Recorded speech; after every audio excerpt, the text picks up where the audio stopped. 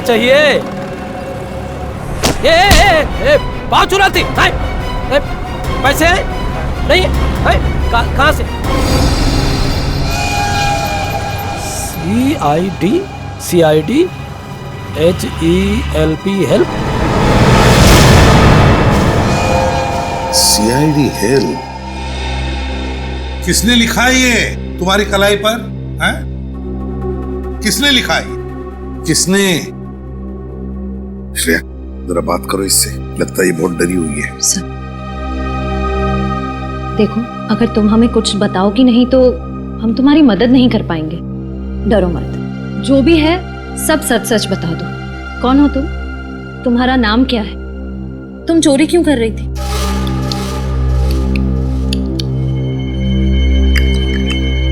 Sir ये कौन सी भाषा है? ओह सर ये तो अफ्रीकन भाषा है। चुप रहो। देखो ऐसे चुप मत बैठो, बताओ हमें कौन हो तुम, कहां से आई हो? ये जो लिखा है ना CID, हम हैं CID, कुछ समझ में रही है या नहीं? सर लगता है इसे भूख लगी है। हाँ पहले कुछ खाना खिला दे इसे। हाँ ले जाओ इसे। चलो तुम मेरे साथ चलो, चलो आराम से। अरे संभल। क्या हुआ इसे? जल्दी से हॉस्पिटल ले जाओ। हाँ सर। पंकज तुम जाओ साथ में, संभल के उठो, संभल के। कमाल है सर, इस लड़की के हाथ पे लिखा हुआ है CID हेल्प और ये खुद तो कुछ बोल ही नहीं रही है। सचिन, ये CID हेल्प उसकी जो कलाई पर लिखा है ना, वो किसी और ने लिखा है, किसी और ने। ये तो बेचारी हिंदी तक बोलना नहीं जानती। हाँ सर, इसके हाथ पे जिसने भी ये सब लिखा है वो जरूर हमसे कोई मदद चाहता है। जल्दी से जल्दी पता लगाना पड़ेगा कि ये सारा माजरा क्या है। लेकिन कैसे सर?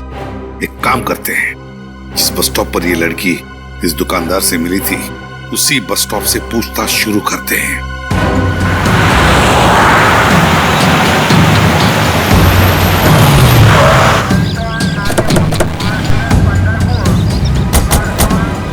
कहाँ पे सोई थी वो औरत? साहब उधर सोई हुई थी, ये सामने वाली दुकान मेरी है। सर हो सकता है उस औरत को किसी ने इस बस स्टैंड पे लाके छोड़ दिया। हो सकता है। उन पैसेंजर से पूछो जो रात को यहाँ पे सोए हुए, उनमें से जरूर किसी न किसी ने उस औरत को देखा होगा यहाँ। सर आपने इसको देखा है कहीं?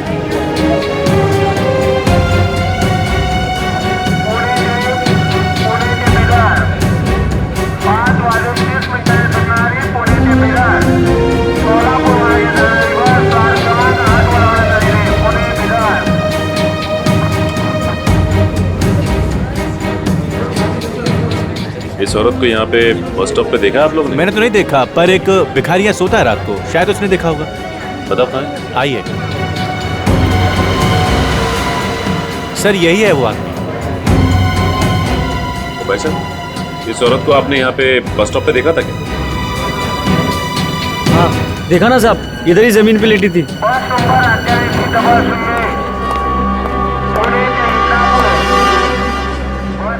इस औरत को तुमने यहाँ पे जमीन पे लेटे हुए? जी साहब। तो तुमने उसे यहाँ बस स्टॉप पे आते देखा क्या? साहब वो अपने आप थोड़ी ही आई थी, उसको तो लाया गया था।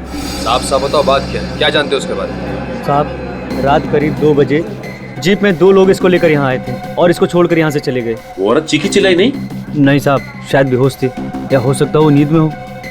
तुमने गाड़ी का नंबर नोट किया? कुछ याद है तुम्हें? साहब बहुत अंधेरा था। ये सब तुम्हें अजीब नहीं लगा? तुम उस औरत की मदद कर सकते थे। मैं किस किस की मदद करूं? ऐसा तो पहले भी हो चुका है। मतलब?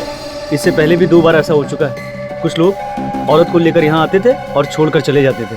मैं खुद की मदद नहीं कर सकता साहब, तो उसकी क्या मदद करेगा? इसका मतलब इससे पहले भी 2 औरतें उस दरिंदे का शिकार हो चुकी हैं। लेकिन सर अभी तक हमारे पास उन दोनों औरतों के गायब होने की जानकारी नहीं है। हाँ, क्योंकि उन दोनों के हाथ पे CID हेल्प नहीं लिखा हुआ था। सर अब क्या करें? उस औरत के होश में आने का इंतजार। सालुंके साहब उस औरत के साथ में ही हॉस्पिटल में जहाँ पे उसका इलाज चल रहा है। अब इस केस की तह तक सालुंके साहब ही पहुंचा सकते हैं। अब कैसी तबीयत है इसकी? पहले से बेहतर है बस। और क्या बता सकता है इसके बारे में? बस 2 बातें पता चली हैं। एक तो ये कि इसके खून में हमें एक ऐसी दवाई मिली है जिसकी वजह से ये अपनी याददाश्त खो बैठी है।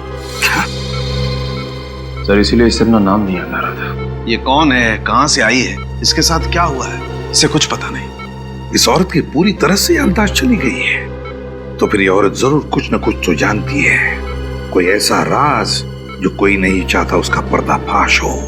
पर हम उस राज का पता तो लगा ही लेंगे, और किसका राज है ये भी पता लगा लेंगे। और दूसरी बात ये बॉस कि इसके पेट की सर्जरी की गई है। इसका पेट काटा गया है और लगभग 25-30 घंटे पहले ही वापस से टांके लगाकर पेट सिला गया है, वो भी सस्ते वाले नायलॉन धागे से। पेट को काटा है तो कहीं इसका कोई ऑर्गन तो नहीं निकाल लिया? इसके किसी अंग की चोरी नहीं हुई है। तो फिर क्या हो सकता है? क्यों काटा होगा इसका पेट? ये बात अभी पता नहीं लगी है। सर इस औरत को तो कुछ याद ही नहीं है। अगर से होश भी आ गया तो भी हमें कोई जानकारी नहीं मिल पाएगी। पता लगा लेंगे निखिल, पता लगा लेंगे। वो दो औरतें, बिल्कुल ऐसी दो औरतें जिनको इसी हालत में छोड़ा गया था उस बस स्टॉप पर, उन दो औरतों के बारे में पता लगा। आसपास जितनी भी हॉस्पिटल्स है वहां जाकर के पूछताछ करो, पता लगा उन दो औरतों के बारे में। कोई ना कोई सुराग तो जरूर मिल जाएगा।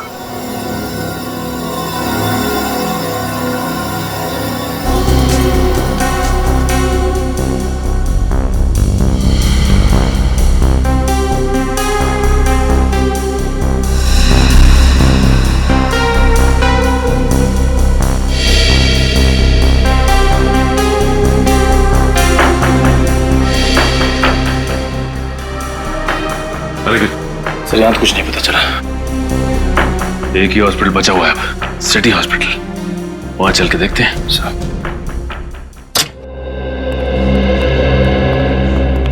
हम लोग सीआईडी से एक लड़की के बारे में कुछ पूछताछ करनी थी। सीआईडी? जी हाँ, सीआईडी। इस फोटो को ध्यान से देखिए और बताइए कि क्या ये लड़की अपना इलाज करवाने के लिए आपके हॉस्पिटल में आई थी? जी हाँ, इस लड़की के पेट पे ऑपरेशन का निशान है। घाव देख के लगता है मानो इस लड़की का ऑपरेशन 2-3 दिन पहले हुआ। तो हम जानना चाहते हैं लड़की इस हॉस्पिटल में एडमिट हुई थी या नहीं। सर ये तो क्या? सर हमारे हॉस्पिटल में 2 औरतों की लाशें आई हैं। 2 औरतों की लाशें? हाँ सर, और उनकी वेशभूषा तकरीबन ऐसी ही थी और उनके गहने भी तकरीबन ऐसे ही हैं। तो क्या उन दोनों औरतों की लाशें अभी भी मुर्दाघर में? हाँ सर, उन दोनों लाशों की शिनाख्त करने अभी तक कोई नहीं आया है, इसलिए वो दोनों लाशें मुर्दाघर में ही है। ठीक है, तो इन दोनों लाशों को हम देखना चाहेंगे। ठीक है सर, मैं अभी मॉर्ग के इंचार्ज को बुला देती हूँ। हेलो, आप जल्दी से लॉबी में आ जाइए, सीआईडी वाले आए हैं। सर वो आ रहे हैं।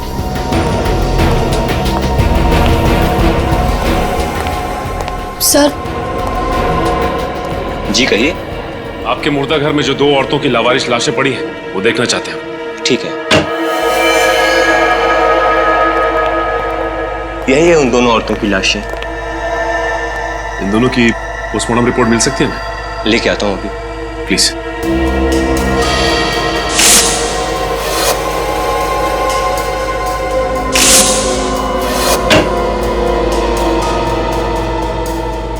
ये रही रिपोर्ट। निखिल, ये देखो, पोस्टमार्टम रिपोर्ट में लिखा गया है कि इनके पेट में जो घाव है वो ऑपरेशन की वजह से नहीं है। और जिस डॉक्टर ने पोस्टमार्टम किया है उसका भी यही कहना है कि इनका ऑपरेशन नहीं किया गया है। मतलब सर इनके शरीर से कोई भाग, कोई ऑर्गन निकाला नहीं गया। मतलब ये केस इलीगल ऑर्गन ट्रांसप्लांट का नहीं है, मामला कुछ और ही है।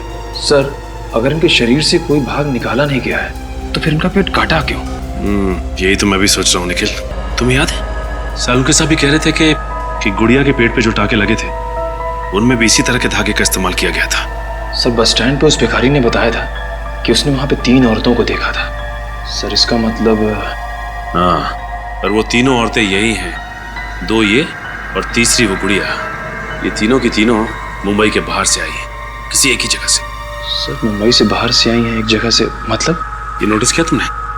ये देखो, सबको देखकर लगता है कि ये तीनों औरतें मुंबई से बाहर से ही आई हैं, किसी एक ही जगह से। सर अगर ये तीनों औरतें मुंबई के बाहर किसी एक जगह से आई हैं तो इनके बारे में पता कैसे चलेगा? पता चलेगा निखिल, पता चलेगा। हर बस स्टॉप, हर रेलवे स्टेशन की खाक छाननी होगी, फिर पता चलेगा। नहीं साहब, मैंने तो नहीं देखा। पक्का इस तरह के कपड़े पहने हुए कहीं? नहीं सर, यहाँ नहीं। नहीं साहब, यहाँ पर तो आसपास कभी कहीं पे भी? देखिए, इस तरह के कपड़े पहने हुए कोई भी औरत आसपास दिखाई देती है तो आप प्लीज मुझे इन्फॉर्म कीजिए। ये मेरा कार्ड है, इस पे मेरा नंबर लिखा हुआ है, फोन कीजिए प्लीज।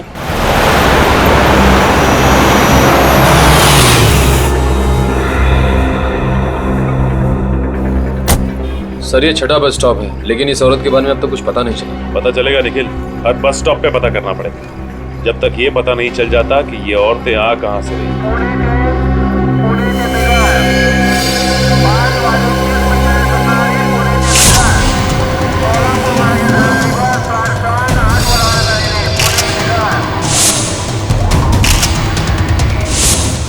वो देखो, उस औरत ने भी ऐसे ही कपड़े पहन रखे। हाँ सर।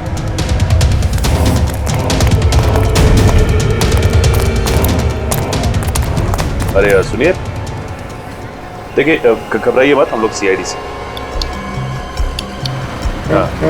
हाँ देखिए, डरिए मत, कुछ नहीं होगा आपको। इस औरत को देखिए, जानती हैं आप इसे? जानती? अच्छा ये बताइए कि आपका नाम क्या है, कहाँ से आई हैं आप? नीलगिरी का जंगले। नीलगिरी का जंगल? हाँ, आखिर इन भोली भाली अनपढ़ औरतों को नीलगिरी के जंगल से मुंबई क्यों लाया जा रहा है, और वो भी उनका बेवजह ऑपरेशन करने के बाद? कोई ना कोई राज तो जरूर छुपा है इस नीलगिरी के जंगल में, ये वहां जाकर ही पता चलेगा।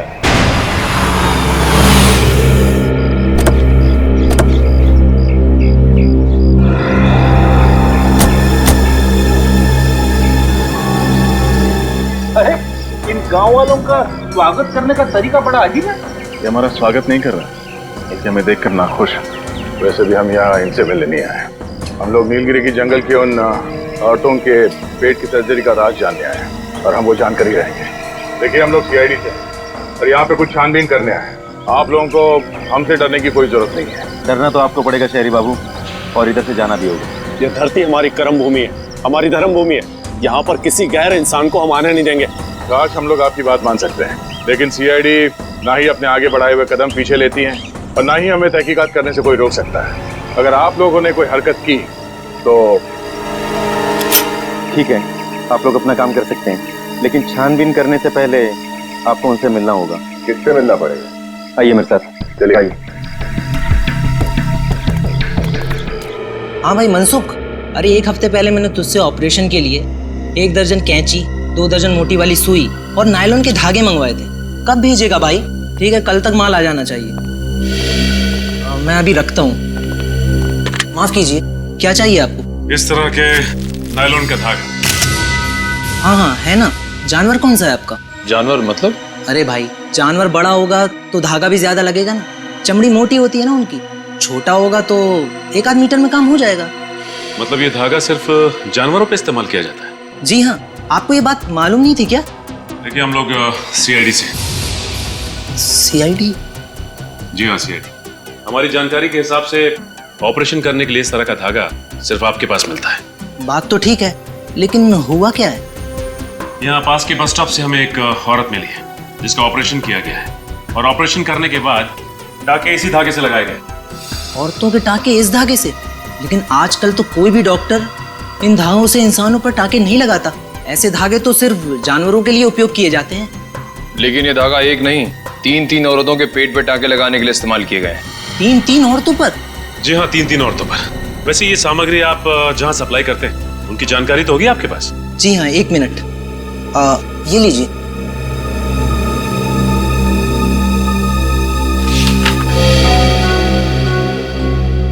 सर, ज्यादातर ऑपरेशन का सामान बड़े बड़े क्लिनिक और सरकारी हॉस्पिटल में भेजे गए। सर, ऐसे हॉस्पिटल तो कानून का पालन करते ही होंगे। हाँ, वो तो ठीक है, लेकिन निखिल, लेकिन ये देखो, बहुत से दवाखाने हैं जिनका लाइसेंस नंबर नहीं लिखा गया है यहाँ पे। इसका मतलब ये डॉक्टर्स गैर कानूनी तरीके से डॉक्टरी कर रहे हैं। सर, हो सकता है सर, लेकिन इस रजिस्टर में उनका नाम है, पता नहीं है। क्या चल रहा है? हाँ? चल क्या रहा? जिन दवाखानों का लाइसेंस तक नहीं है, आप उन्हें माल सप्लाई कर रहे हैं, और जिनको माल सप्लाई कर रहे हैं उनका पता तक नहीं है आपके पास। वो क्या, आपसे तो बाद में निपटते हैं। उससे पहले शहर के जितने भी दवाखाने हैं जिनका लाइसेंस नहीं है, वहां पे छापा मारते हैं, वहीं से कुछ ना कुछ पता चलेगा। देखो रामू, ये कोई आम खांसी नहीं, टीबी वाली खांसी है। अगर सही समय पे मेरे पास नहीं आते तो 15-20 दिन के लिए अस्पताल की खटिया पकड़नी होती। ये दवा लो, सुबह शाम खाने के बाद ले लेना, ठीक हो जाओगे। जी नमस्कार। छुट्टन, मैं ना कहता था, दद्दू बिल्कुल सही कहते थे, डॉक्टर भगवान का रूप होता है। बड़े भैया आप सही कह रहे हैं, दाम जैसे गरीबन के लिए डॉक्टर बाबू कितना कुछ नहीं करते। नहीं भाई, ऐसी कोई बात नहीं। भगवान का दिया हुआ सब कुछ है हमारे पास, इसलिए जन सेवा करते हैं। बताइए, आप दोनों में से कौन बीमार है? अब बीमार तो कोनो नहीं है डॉक्टर साहब, अब बस थोड़ा सुख सुविधा का बंदोबस्त हो जाए, आपका कृपा हो जाए। मैं समझा नहीं। छुट्टन, क्या है डॉक्टर साहब के औरत का पेट का ऑपरेशन करवाना है। ऑपरेशन? अरे औजार वगैरह तो है, बस ऑपरेशन कर दीजिए। देखिए, मैं ऑपरेशन नहीं करता, मगर आपके पास अगर कोई डॉक्टर है तो मैं अपना ऑपरेशन थिएटर भाड़े पे दे सकता हूँ। साहब, डॉक्टर तो हमारा कोई नहीं है, एक मित्र है हमारे, लेकिन क्या है कि डॉक्टरी का लाइसेंस नहीं है उनके पास। चलेगा? चलेगा। यहाँ पे जो भी डॉक्टर ऑपरेशन करता है उसके पास लाइसेंस नहीं रहता।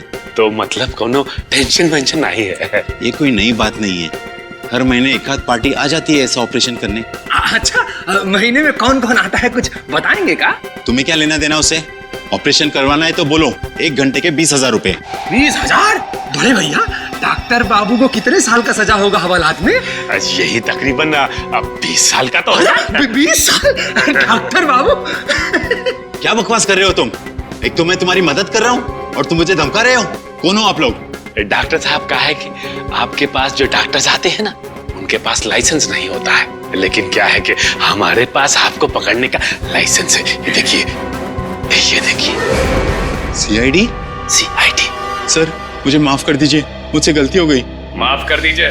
पहले बता, महीने में कौन कौन आता है एक बार यहाँ पे ऑपरेशन करवाने के लिए गैर कानूनी तरीके से? सर, गांव के 2-4 गुंडे गांव की कुछ औरतों को लेके आते।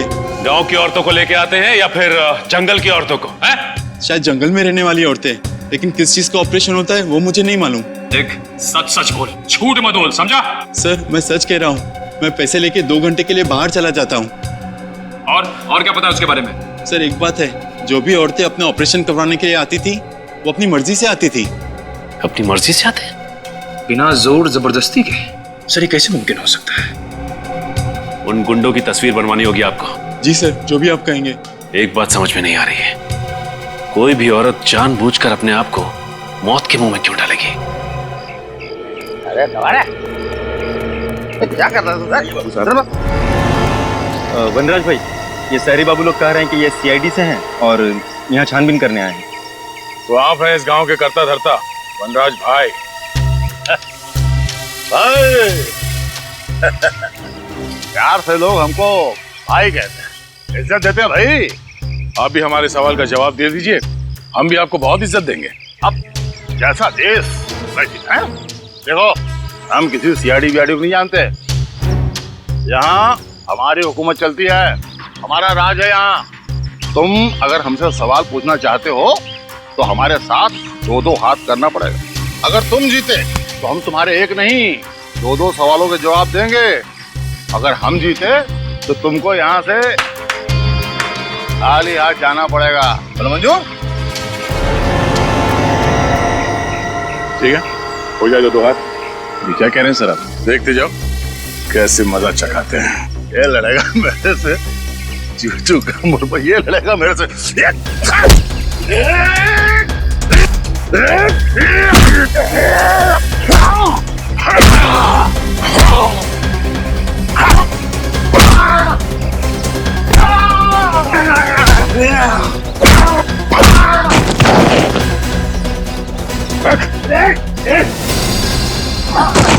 अब मेरे सवालों का जवाब देगा या और खातिरदारी करी तेरी?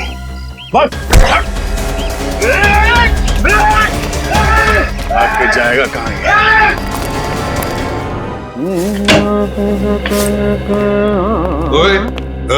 ये क्या, ये सुनने के लिए तूने जल्दी बुलाया हमको? तेरा गाना? अरे गा नहीं रहा हूँ बॉस, गुनगुना रहा हूँ। दोनों में फर्क होता है। और बुलाया मैंने आपको इसलिए ताकि आपसे ये सुन सकूं, वाह सालुखे, कुछ बात है तुझमें। वाह सालुंखे, कुछ बात है तुझ में, ऐसे मैं कहूँ? हाँ। क्यों? तूने ये पता लगाया कि इन औरतों के ऊपर ये जो सर्जरी के निशान है वो क्यों है? पता लगा लिया मैंने, पता लगा लिया है कि इन दोनों के पेट पर वो सर्जरी का निशान कैसा है। मतलब डॉक्टर सालुंखे ने अपना दिमाग लगा लिया? हाँ। क्या पता लगा लिया आपने? इन दोनों औरतों का इस्तेमाल इंसानी कुरियर की तरह से हो रहा था। क्या? इन औरतों को इंसानी कुरियर की तरह इस्तेमाल किया गया? हाँ, इन दोनों के पेट को काट कर कोई चीज जबरदस्ती इनके पेट के अंदर रखी गई और फिर पेट को सिल दिया गया। और दोनों के पेट पर 2-2 बार काटने के निशान हैं, 2 बार के टांके हैं अलग अलग किस्म के। मतलब सर? मतलब ये कि पहले इनके पेट को काट कर कोई चीज जबरदस्ती इनके पेट के अंदर रखी गई और पेट को सिल दिया, और बाद में टांके काट कर वो चीज बाहर निकाली गई और फिर से टांके लगा करके पेट को सिल दिया गया। मतलब इन बेचारी औरतों को स्मगलिंग के लिए इस्तेमाल किया गया। लेकिन तुझे पता कैसे चला सालुंखे? बॉस, जब वो चीज जबरदस्ती इनके पेट के अंदर रखी गई तो इनके पेट की कुछ मांसपेशियां फट गई थी और उसमें जगह बन गई कुछ रखने के लिए। हाँ। सर, अगर ये पहली औरत के साथ भी ऐसा ही हुआ तो पता कैसे नहीं चला? वो इसलिए कि जब उस औरत को अस्पताल में लाया गया वो जिंदा थी, और जब तक मैं उसकी जांच करता उसकी मांसपेशियों के घाव अपने आप भर गए थे। लेकिन इन दोनों औरतों को अस्पताल में जब लाया गया ये मर चुकी थी, इसलिए घाव भरने का कोई सवाल ही पैदा नहीं होता। स्मगलिंग करने के बहुत सारे तरीके आज तक देखे, लेकिन सबसे अजीब तो ये है। डॉक्टर साहब, इनके पेट में रखा क्या गया था? वो पता नहीं चल पाया, वो पता लगाना पड़ेगा। हाँ सर, ये तो पता लगाना ही पड़ेगा कि आखिर ये तस्करी किस चीज की हो रही थी। सचिन, पता तो हम लगा ही लेंगे कि किस चीज की तस्करी की जा रही थी, लेकिन है कौन ये टेढ़ा दिमाग जिसने इन बेचारे गरीब औरतों का इस तरह से इस्तेमाल किया? है कौन ये? वनराज, ये नीचे, नीचे। माफ कर दो, गलती हो गई साहब, गलती हो गई साहब, माफ कर दो। क्यों पहलवानी भूल गए?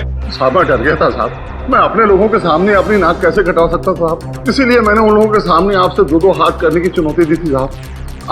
आप जीत गए साहब, मैं हार गया साहब, माफ कर दो साहब। तो तुम वहां से भागे क्यों? मैं डर गया था साहब। सच्ची बताऊं साहब, मैं जंगल की लकड़ियां काट करके उसकी तस्करी करता हूँ साहब। मुझे नहीं मालूम था साहब इतने से जुर्म के लिए सीआईडी वाले मुझे पकड़ने के लिए यहाँ तक आ जाएंगे साहब। ये लो, हम लोग जंगल के औरतों की बात कर रहे हैं और ये जंगल के लकड़ियों की बात कर रहा है। जंगल की औरतें? मैं कुछ समझे साहब। इसे जानते हो? ऐसी औरतों को नीलगिरी के जंगल से मुंबई लाया जाता है, इनका पेट काट के टाके लगाए जाते हैं। पेट के टाके? हाँ। मैं ऐसा कुछ नहीं जानता साहब। मैं सच्ची बताऊं साहब, अगर हमारे गांव में कोई अनजाना आदमी घुस जाता तो हम लोग उसको चेतावनी देकर के छोड़ देते हैं, लेकिन ये नीलगिरी के लोग बहुत खतरनाक लोग हैं साहब। एक बार मैंने अपने कुछ साथियों को नीलगिरी के जंगल में भेजा था कब्जा करने के लिए। पता नहीं साहब वो कहाँ गया, आसमान खा गया कि जमीन निकल गया, आज तक वापस नहीं आया था। हाँ सर। क्या स्मगलिंग? किस चीज की स्मगलिंग सर? ठीक है सर, मैं पता लगाता हूँ। ओके। एसीपी साहब का फोन था, उन औरतों का पेट काटकर उनमें कोई चीज रखी जाती थी स्मगलिंग करने के लिए। मनराज, नीलगिरी के जंगल में ऐसे कौन सी कीमती चीज है जिसकी तस्करी के लिए कोई इतनी घिनौनी हरकत करेगा? ऐसी कोई चीज है नहीं साहब, मैं इस जंगल के चप्पे चप्पे से वाकिफ हूँ साहब। अगर यहाँ ऐसी कोई चीज होती तो मैं जंगल की लकड़ी की तस्करी क्यों करता साहब? हाँ, पुरातत्व विभाग के कुछ लोग यहाँ पे आए थे, 3 साल तक उन्होंने खोजबीन की, लेकिन उनको भी कुछ नहीं मिला था। कब हुआ था ऐसा?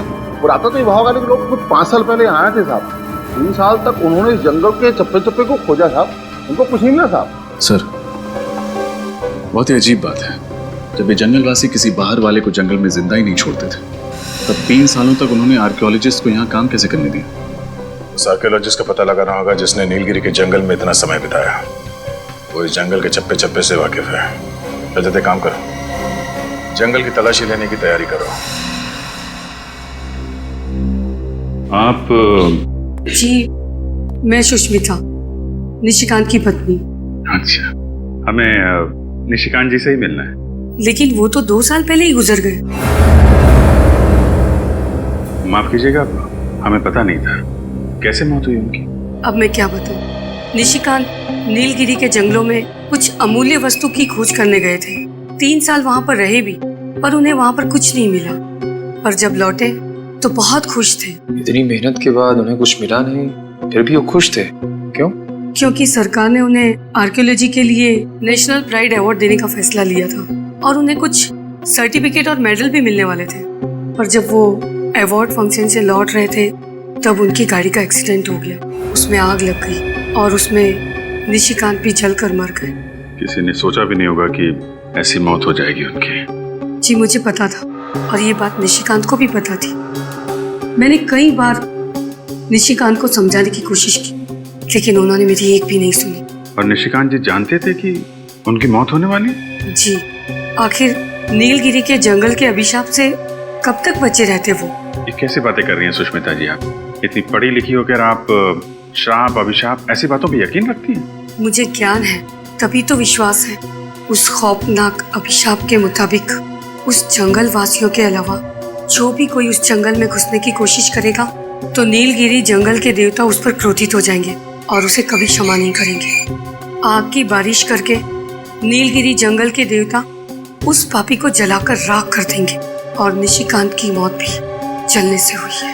ये आपका अंधविश्वास है सुष्मिता जी। इस हकीकत के बारे में निशिकांत ने खुद रिसर्च करके पता लगाया था और ये आज की बात नहीं है, हजारों साल पहले की बात है।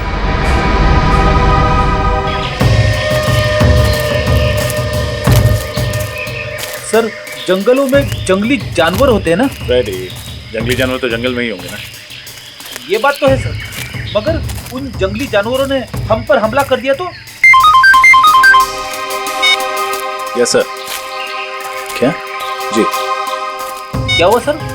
एसीपी सर का फोन था, उन्होंने उस प्राचीन कार उस आर्कियोलॉजिस्ट के बारे में पता लगा। उसकी तो 2 साल पहले ही मौत हो चुकी है। ये तो बहुत बुरा हुआ। सो तो है विनीत। एसीपी सर ने यह भी बताया कि 2 साल पहले उनको सरकार की ओर से कोई पुरस्कार दिया गया और जब पुरस्कार मिलने के बाद वो घर लौट रहे थे तो रास्ते में उनकी गाड़ी को आग लग गई और जल के वो मर गए। उनकी पत्नी का कहना है कि नीलगिरी के जंगल में जाने की वजह से उन्हें श्राप लगा। कैसा श्राप?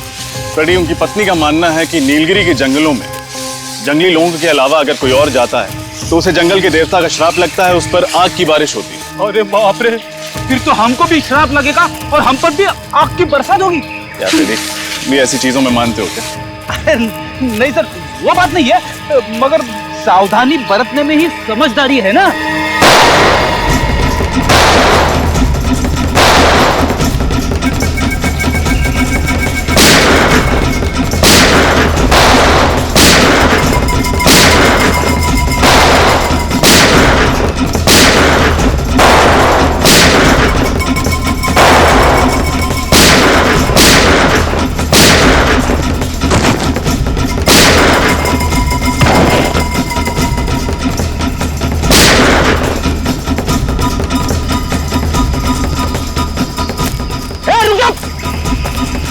रुक जाओ!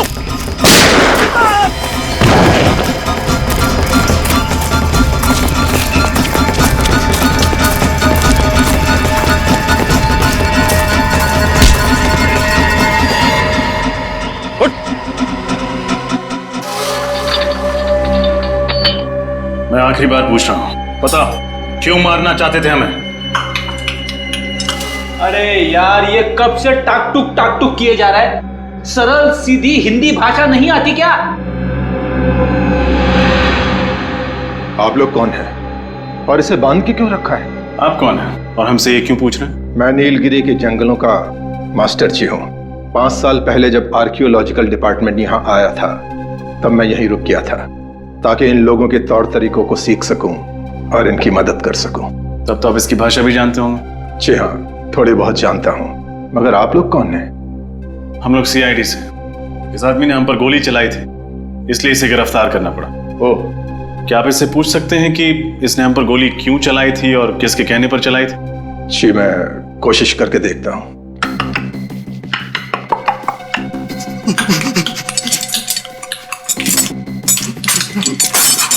ये क्या कह रहा है? मैं समझने की कोशिश कर रहा हूँ मगर ठीक से समझ नहीं पा रहा हूँ। आपको देखकर ये बिल्कुल सहम गया है। मैं इन लोगों का ख्याल रखता हूँ, बीमारी में इनकी सेवा करता हूँ, इसलिए जंगल के वासी मेरा आदर सम्मान करते हैं। इसके हाथ पर ये गोदन है, कम से कम इसका मतलब तो समझा सकते हैं आप? देखिए, जैसा कि मैंने कहा, मैं ठीक से तो नहीं जानता, कोशिश करके देखता हूँ।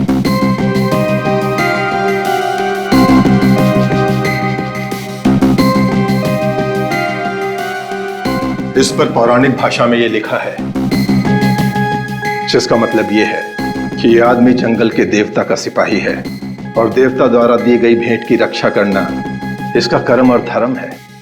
देवता का सिपाही सरकारी सिपाही पे गोलियां चलाता है? ये लोग इस जंगल को अपनी जन्मभूमि मानते हैं और इसकी सुरक्षा करना अपना कर्तव्य समझते हैं। इन लोगों का मानना है कि अगर बाहर का कोई इंसान इस जंगल में प्रवेश करेगा तो जंगल के देवता नाराज हो जाएंगे और उन पर आग की बारिश होगी। फिर आग की बारिश? आग की बारिश का मतलब क्या है? हो सकता है ये सब काल्पनिक हो, लेकिन इन लोगों का इस बात पर बहुत भरोसा है।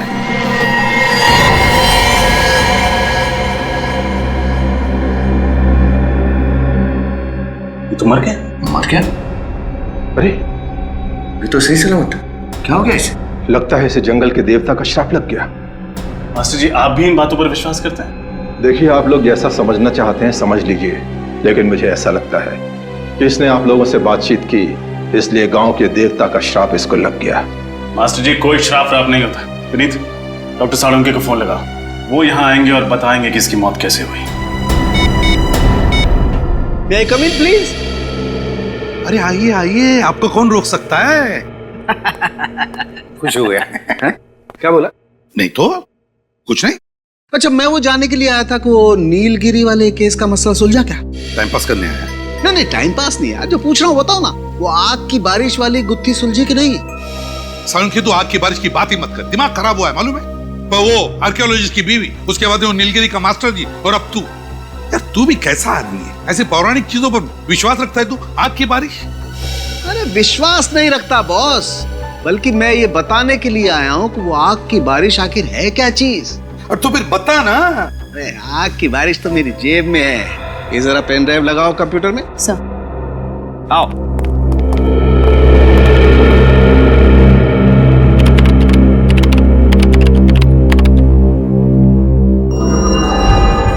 ये देखो बस, ये उल्का पिंड, जिन्हें आप उल्का तारा भी कह सकते हैं। मीटियोराइट्स और कॉमेट्स।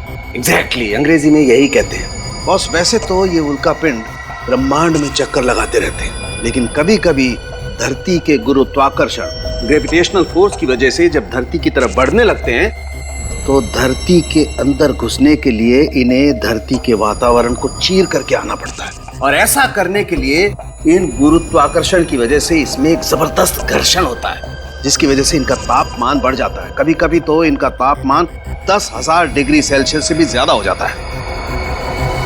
10,000 डिग्री से भी ज्यादा? तब तो ये आग के गोले बन जाते हैं, और जब ये धरती की तरफ गिरने लगते हैं तो लगता होगा आग की बारिश हो रही है। और बॉस, मेरी रिसर्च बताती है कि हजारों साल पहले नीलगिरी के जंगलों में ऐसी ही आग की बारिश हुई थी।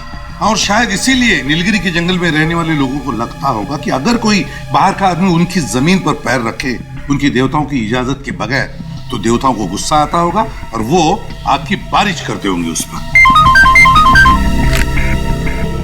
हाँ विनीत, क्या? अच्छा ठीक है, ओके।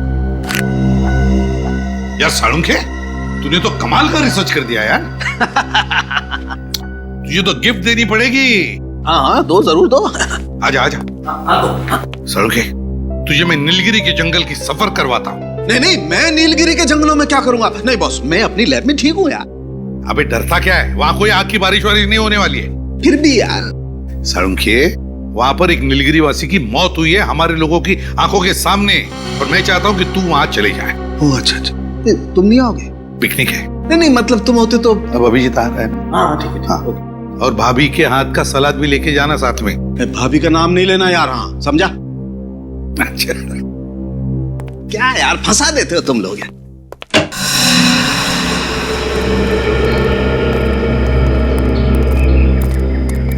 भाई साहब, 3 लस्सी देना। चलिए साहब। अरे बाप रे बाप।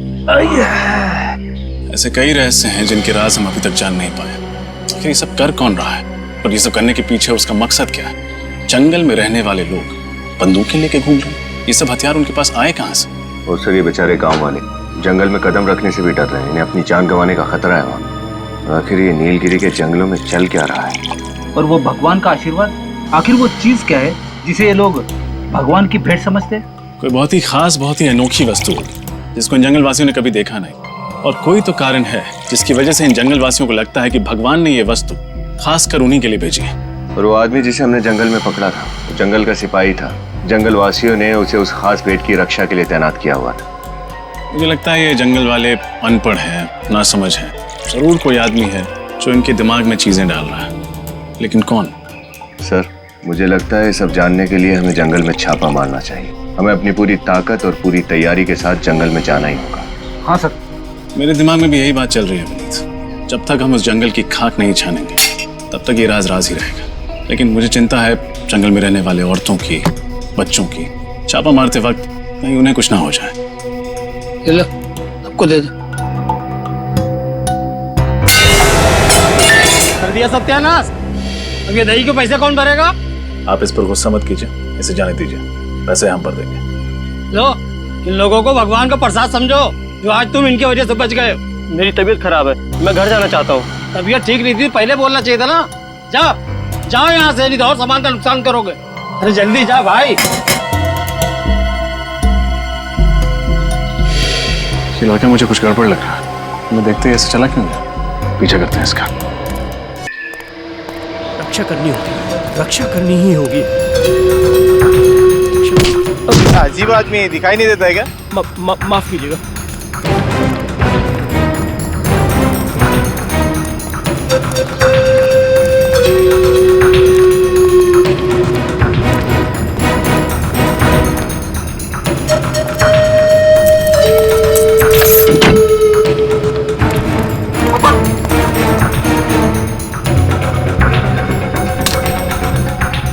सुरक्षित है, भगवान की धरोहर सुरक्षित है।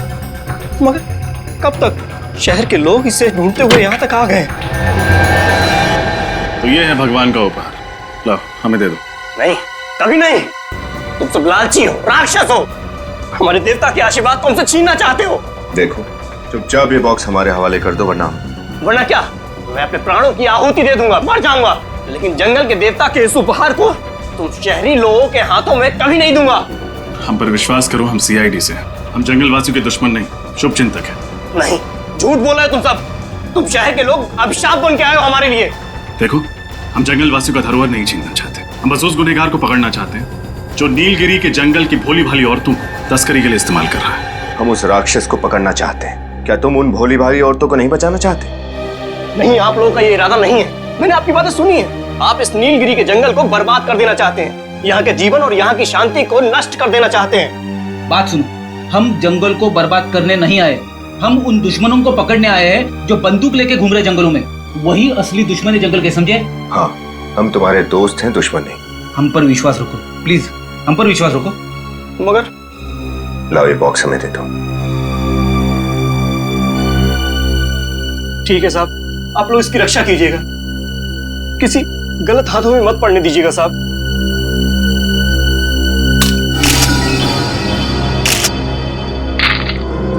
ये बैंगनी पत्थर, इसे तुम भगवान का उपहार मानते हो? इन बैंगनी रंग के पत्थरों को तुम भगवान की भेंट समझते थे?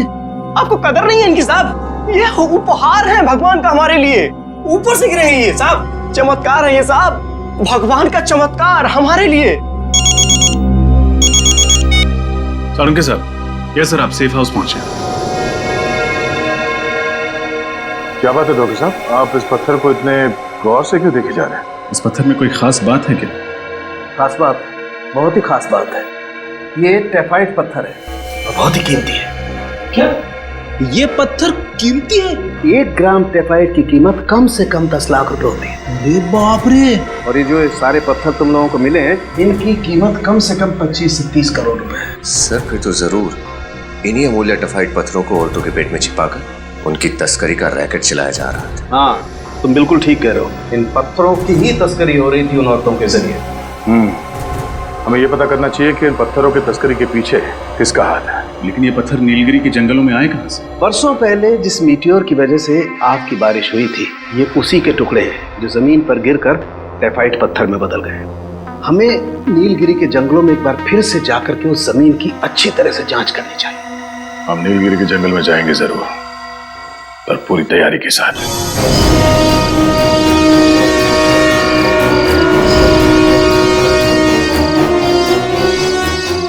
हरे रंग के आकार दिख रहे हैं, वही जंगलवासी है। कहाँ सर? मुझे तो कोई दिखाई नहीं दे रहा। वो जो घर जैसी चीज है वहां देखो, तो आदमी दिखे। अरे हाँ, ये गॉगल तो बड़ा ही कमाल का है, अंधेरे में भी आदमी दिखाई देते। वे धीरे बोलना चाहिए, उन जंगल वासियों की सुनने की शक्ति बहुत तेज होती है।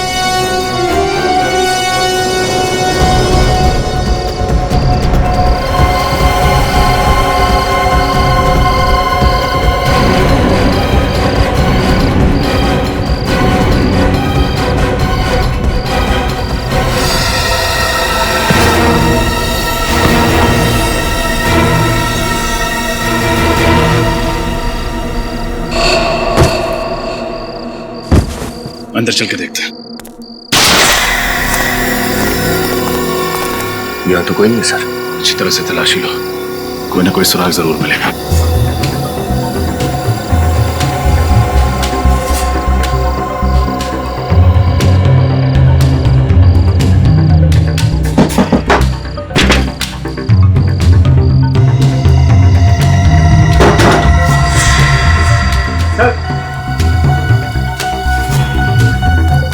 ये देखिए सर, नोटों की गड्डियां और टफाइट पत्थर।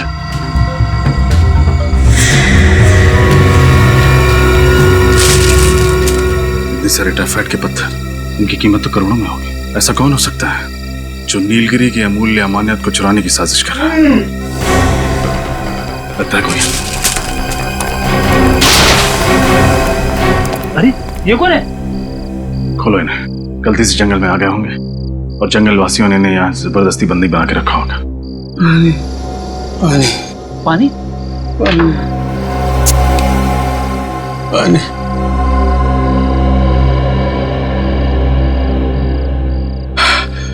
कौन है आप और किसने किया आपके साथ ये सब? आप लोग कौन हो? हम लोग सीआईडी से। हमने यहाँ जंगल पे छापा मारा। भगवान का लाख लाख शुक्र है, आपको मेरा संदेश मिल गया। वो आप हैं जिसने उस औरत की कलाई पर सीआईडी हेल्प लिखा था? मैंने ही वो संदेश लिखा था। मैं एक डॉक्टर हूँ। 2 साल पहले नीलगिरी में मुझे भेजा गया था।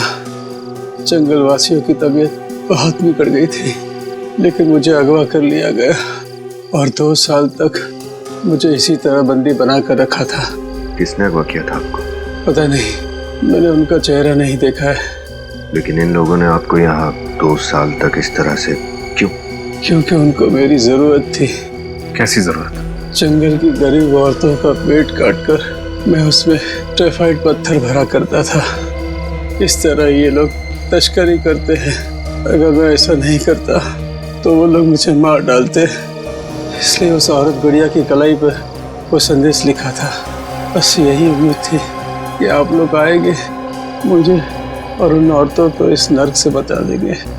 वो डॉक्टर आप हैं? हाँ। कौन चला रहा है ये रैकेट? किसके इशारे पर हो रहा है सब?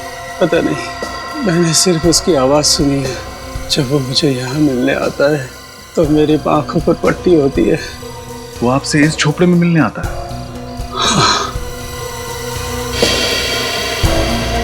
ये क्या है?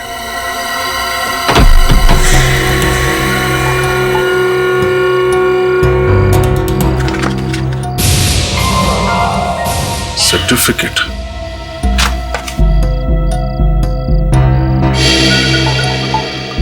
मेडल।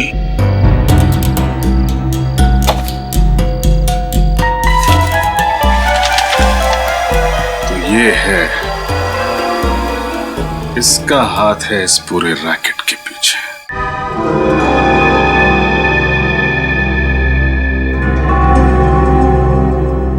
अरे डॉक्टर साहब, इतनी जल्दी भी क्या है? देख लीजिए कहीं कोई जरूरी सामान छूट तो नहीं गया। जंगल के अंदर एक झोपड़ा, झोपड़े के अंदर एक बक्सा, बक्से के अंदर एक सर्टिफिकेट, एक मेडल और इनमें छुपा एक राज। क्यों डॉक्टर साहब? डॉक्टर साहब, बेटा मैं कोई डॉक्टर वॉक्टर नहीं हूँ। मैं तो इस गांव का गरीब मास्टर जी हूँ। मास्टर जी या फिर मास्टर माइंड? टाइफाइड की स्मगलिंग का रैकेट आप ही चलाते हैं ना? टाइफाइड जंगल से बाहर निकालने के लिए जंगल की मासूम औरतों का पेट काटकर उन्हें कुरियर का पैकेज बनाकर खुद मालामाल होना चाहते थे। ये कैसा आरोप लगा रहे हैं आप लोग मुझ पर? मैं तो गांव का एक गरीब मास्टर जी हूँ जो इस केस की तह तक पहुंचने में आप लोगों की मदद कर रहा हूँ। मुझे नहीं पता कि ये टेफाइट पत्थर है। ओह, हम तो भूल ही गए थे कि आप एक गरीब लाचार गांव वाले हैं। आपको कैसे पता होगा कि उस पत्थरों की कीमत क्या है? वही तो आप लोगों को गलतफहमी हुई है। गांव का बूढ़ा मास्टर इन पत्थरों की कीमत से अनजान हो सकता है, लेकिन डॉक्टर निशिकांत नहीं। नेशनल प्राइड अवार्ड जीतने वाले आर्कियोलॉजिस्ट को तो पूरा ज्ञान होगा, और होना भी चाहिए। एक कदम भी आगे मत बढ़ाना वरना। जरा ध्यान से देखो डॉक्टर साहब, हमारे हाथ में बंदूक है, ये चाकू हमारा क्या बिगाड़ लेगा? ये कोई आम चाकू नहीं है। इस चाकू की धार पे मैंने जहरीले पौधे का लेप लगाया हुआ है। ये वही जहर है जिससे उस आदमी की मौत हुई थी? हाँ, उस आदमी के हाथ का टैटू देखते समय मैंने उसके हाथ में छोटा सा पिन चुभो दिया था जिसमें ये जहर लगा हुआ था। कुछ ही पल में तुम भी ब्यूरो में कैद हो गए। इससे तो अच्छा होगा कि मैं अपनी जिंदगी खुद ही खत्म कर लूं।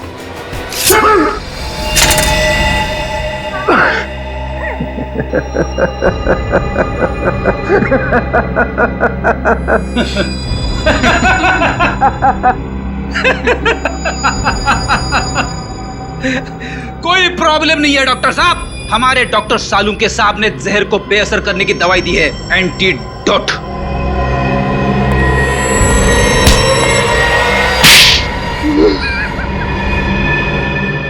बताओ, किस नाम से बुलाए तुमको? निशिकांत जी या फिर मास्टर जी? जब मैं नीलगिरी के जंगलों में प्राचीन चीजों की खोज के लिए खुदाई कर रहा था तो मुझे टेफाइट पत्थर मिला और उसे देखते ही मेरे मन में लालच आ गया, क्योंकि मैं जानता था कि वो पत्थर बहुत कीमती और बहुमूल्य है। और फिर मैंने उस बेशकीमती पत्थर को हासिल करने का एक प्लान बनाया। अपनी ही मौत का प्लान है ना? अपनी गाड़ी में बिठा दिया किसी को और लगा दिया आग। उस गाड़ी जलने की आग में जल गया निशिकांत और पैदा हुआ एक राक्षस, मास्टर जी। लेकिन एक बात समझ में नहीं आई कि नीलगिरी के जंगल के रहने वाले लोगों ने तुम्हें जंगल में वापस कैसे जाने दिया? खुदाई के दौरान मैं 3 साल तक वहां रहा था और मैंने उनके तौर तरीके सीख लिए थे। और जब मैं दोबारा वहां पहुंचा मास्टर जी के रूप में, तो मैंने उस बात का फायदा उठाया और उन लोगों की खूब सेवा की, जिससे वो लोग मुझ पर और ज्यादा भरोसा करने लगे थे। और उस भरोसे का गलत फायदा उठाया तुमने, टेफाइट की स्मगलिंग शुरू कर दी। लेकिन एक बात समझ में नहीं आई, स्मगलिंग करने के लिए क्या जरूरत थी उन औरतों का पेट फाड़ने की? और कोई तरीका नहीं था? हाँ, और कोई रास्ता नहीं था मेरे पास। इसलिए मैंने नीलगिरी गांव के एक सामान्य से डॉक्टर को अगवा कर लिया। और गांव की औरतें जब अपने पेट के दर्द के इलाज के लिए वहां आती थी तो वो डॉक्टर उसके पेट की सर्जरी करके टेफाइट पत्थर को उसमें छिपा देता और फिर हम उसे शहद भेज देते थे। उन औरतों के घर वाले उनके बारे में पूछते नहीं थे? मैं उन्हें समझा देता कि वो जंगल के किसी जानवर का शिकार हो गई होगी और वो लोग आसानी से मेरी बात को मान लिया करते थे। और तुम्हारी इस गांव के क्लिनिक में पेट काट कर टेफाइट पत्थर भरे जाते थे, और जिस क्लिनिक में हम लोग गए वहां पे पेट काट कर ये पत्थर निकाले जाते थे, राइट? हाँ? पैसा पैसा पैसा! तुम्हारे इस पैसों की लालच ने न जाने कितनी निर्दोष औरतों की जान ली। इंसान के रूप में राक्षस और ऐसे राक्षस का अंत फांसी के फंदे पर ही हो।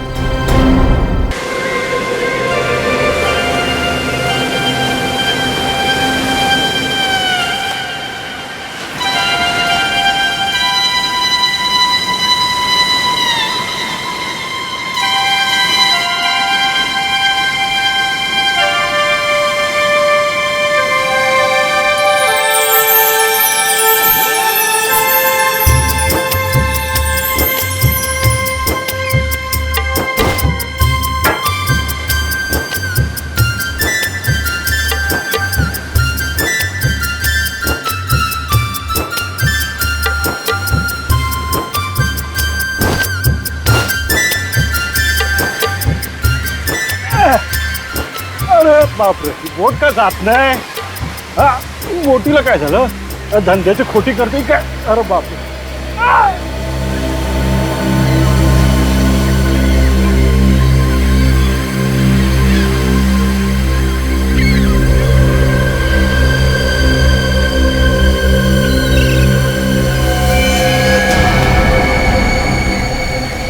खून ये तो जख्मी दिखता है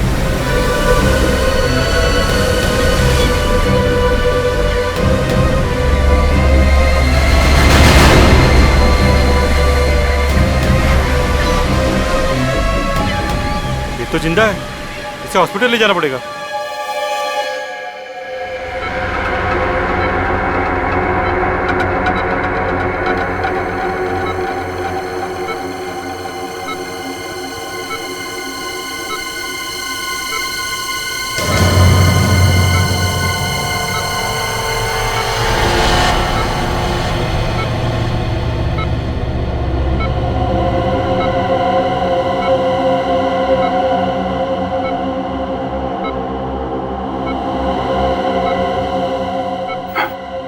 हॉस्पिटल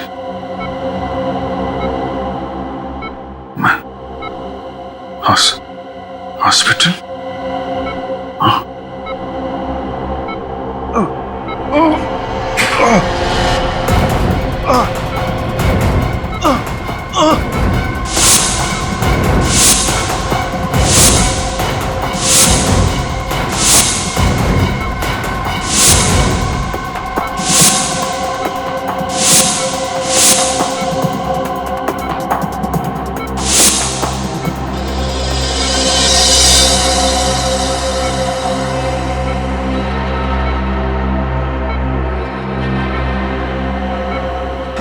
ये लोग कौन है? क्या चेहरे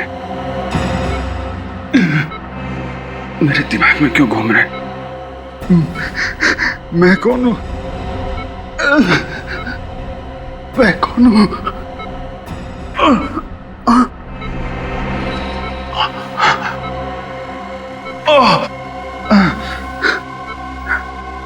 चोट कैसे लगा? मैं यहाँ कैसे?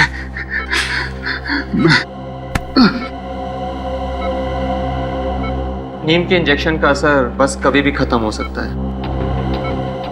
इन्हें होश आने ही वाला होगा। ठीक है, मैं सीआईडी को बुला लूंगा।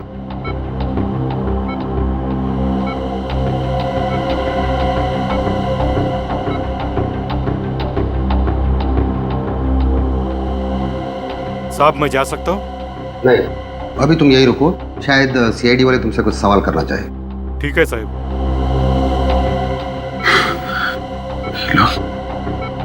सीआईडी को क्यों बुला रहे हैं? मैंने कोई गुनाह किया है क्या?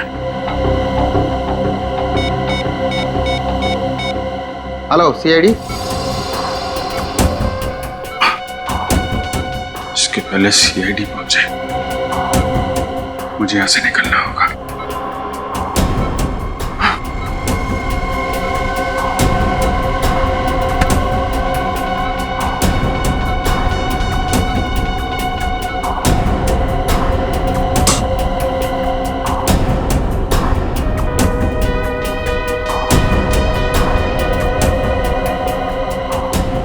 सीआईडी के पहुंचने तक तुम यहीं रुकना। चलिए।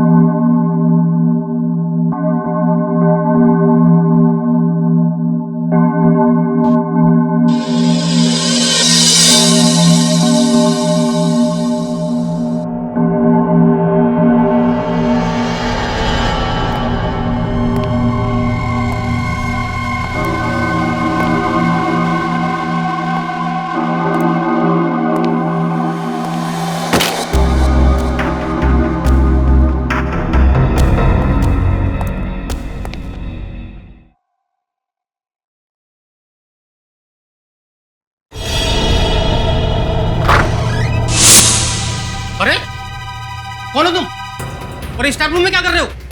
और ये मेरे कपड़े निकालो ने, निकालो ने। भाई साहब वो अरे कपड़े निकालो। क्या कर रहे हो?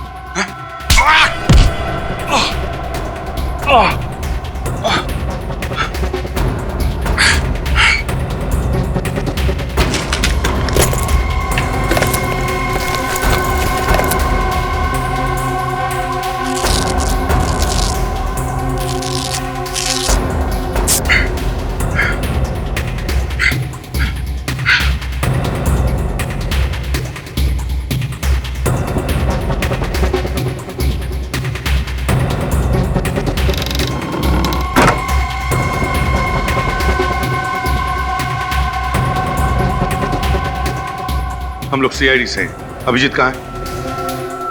आईसीयू में। आईसीयू?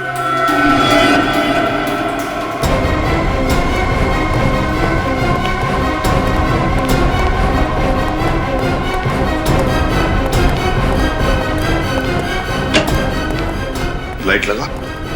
अभिजीत कहाँ गया? कहाँ गया अभिजीत? पता नहीं सर, यही अंदर तो थे, इसी बेड पर लेटे हुए थे। पता नहीं, अंदर ही थे? तो फिर इस वक्त कहाँ गया वो? मैंने कहा था ना तुम्हें नजर रखने के लिए। सर अब मुझे क्या पता कि एक सीआईडी ऑफिसर इस तरह से हॉस्पिटल से भाग जाएगा। एक सीआईडी ऑफिसर नहीं, मुजरिम है। सर प्लीज सर, सबके सामने अभिजीत को मुजरिम मत कहिए। फिर क्या कहें उसे? हा? इस तरह से हॉस्पिटल से भाग जाता है वो, उसे तुम क्या कहोगे? साहब, जो आदमी इस कमरे में था उसने स्टाफ रूम में मुझे मारा और मेरे कपड़े पहनकर भाग गया। साहब देखा देखा क्या किया उसने? कब हुआ ये? सब ये कोई 5 या 10 मिनट पहले की। 5-10 मिनट पहले?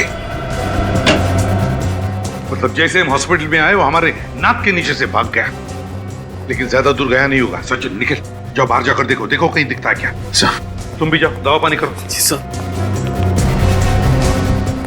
सर ये वही फिशरमैन है जिसे अभी जी बेहोशी की हालत में मिले थे। कहाँ मिला था? मंडल समुद्री घाट पे।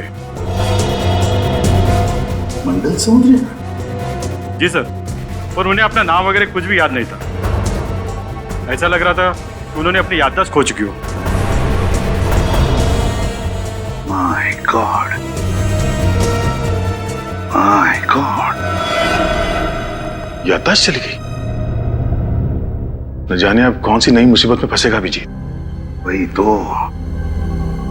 पहले जब भी कभी उसकी याददाश्त चली जाती थी, कोई ना कोई तूफान आता ही था सीआईडी में। इस बार न जाने वक्त का पहिया किस दिशा में पड़ने वाला है।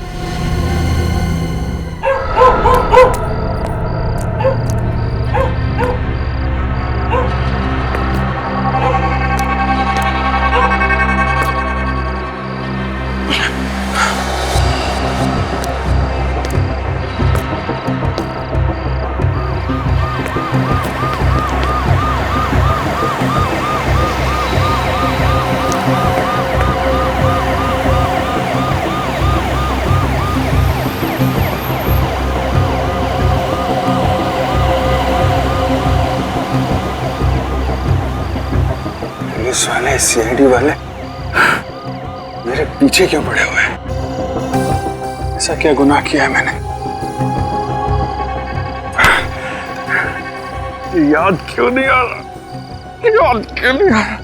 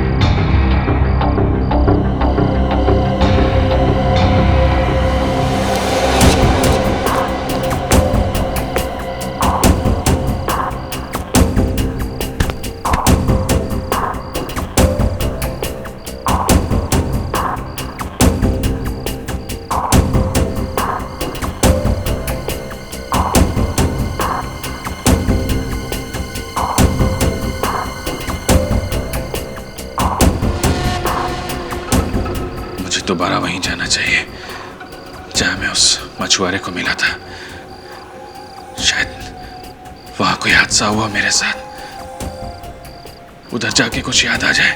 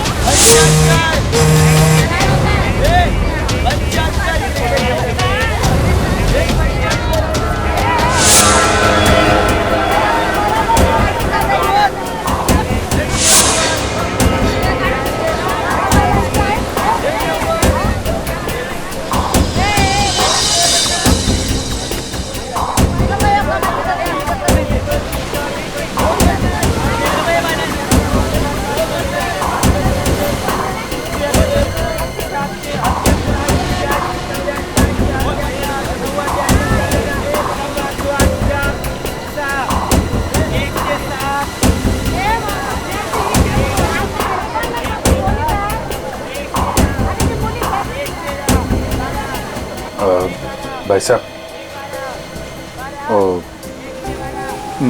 मेरे को आपसे कुछ पूछना था। मैं यहाँ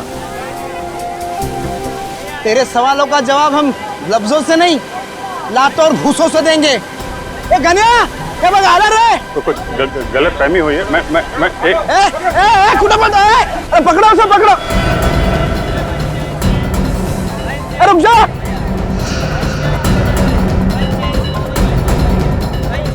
पकड़ो उसे, पकड़ो।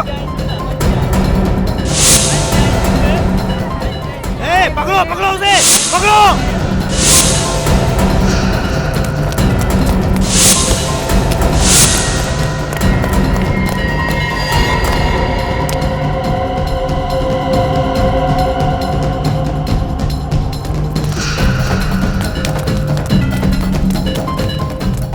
पकड़ो पकड़ो उसे।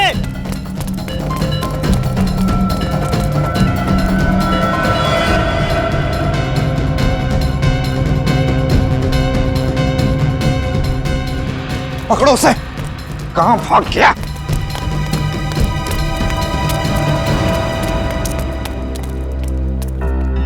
अभी तो यही था। किधर गया? कहां चला गया? अब क्या करेंगे? जाने दो, फिर कभी आएगा ना, छोड़ेंगे नहीं उसे। ठीक है, देख लेंगे। चलो अभी।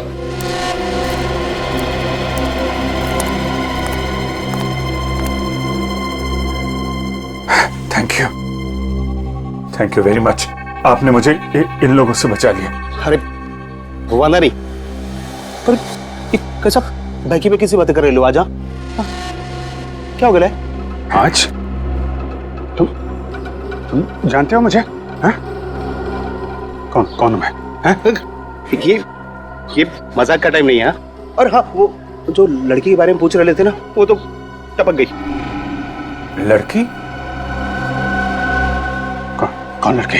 अरे बोले तो वो 5 बत्ती का ट्रैफिक सिग्नल है ना, उधर तेज आती एक कार ने उसको ठोक दिया अभी परसों।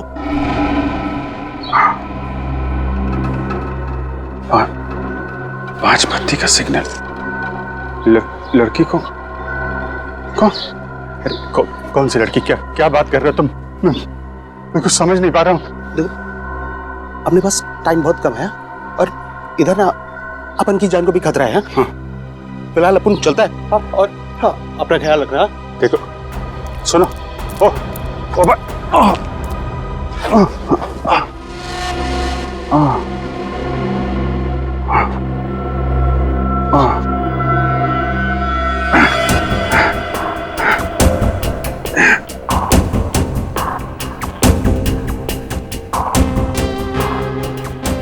पांच बत्ती का सिग्नल।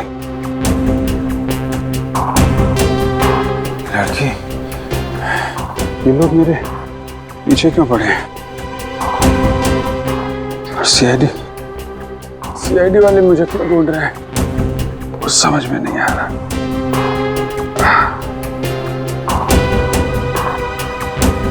पांच बत्ती पे सिग्नल पे वो लड़की पांच बत्ती का सिग्नल।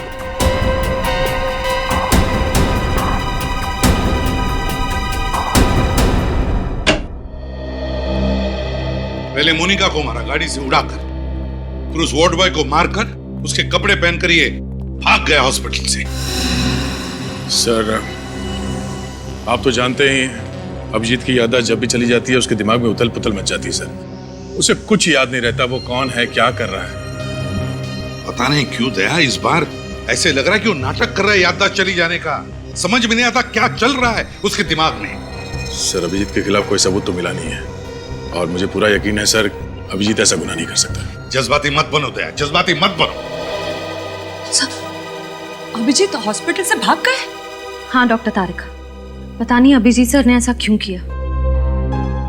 मुझे पक्का यकीन है जैसे ही अभिजीत सर की याददाश्त वापस आएगी वो खुद ब खुद चले आएंगे सीआईडी ब्यूरो में सच्चाई बताने। सच्चाई तो न्यूज़पेपर में छप चुकी है फ्रेडी सर। एक सीआईडी ऑफिसर मासूम लड़की का हत्यारा। अखबार वालों को बस मसाला चाहिए अपनी खबरें बेचने के लिए। सर आपका दिल भी जानता है अभिजीत सर गुनहगार नहीं हो सकते। और सारे सबूतों का क्या जो अभिजीत के खिलाफ है? सर सारे सबूत हमारे हाथ में लगे हैं। जिस दिन ये सारे सबूत मिल गए मुझे यकीन है कि आपका शक भी दूर हो जाएगा। मगर सच्चाई को झुठलाया नहीं जा सकता दया। पहाड़ में टक्कर मारने से कोई फायदा नहीं। तुम दोनों को यहाँ पे नहीं आना चाहिए था।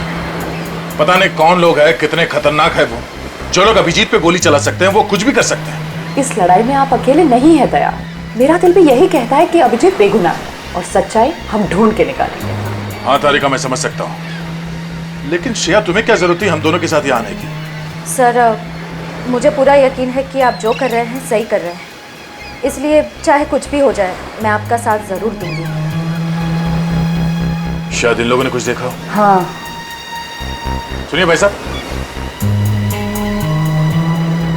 जरा ये फोटो देखो। पिछले 1-2 दिन में इस आदमी को यहाँ पे देखा था। अरे ये तो वही बदमाश है जिसने हमारा इतना नुकसान किया। आप उसके दोस्त हो क्या? ये जबान संभाल के बात कर। सीआईडी खड़ी है तुम्हारे सामने। सीआईडी? अरे माफ करना साहब, गलती हो गई। क्या नुकसान किया इन्होंने तुम्हारा? साहब कल एक आदमी के साथ उनकी हाथापाई हो गई और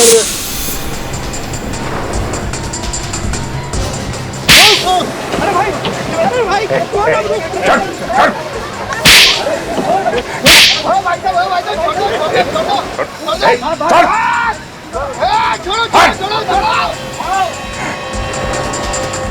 अब देखिए ना साहब, लड़ाई उन दोनों की और हमारा फिजूल में 5,000 का नुकसान हो गया।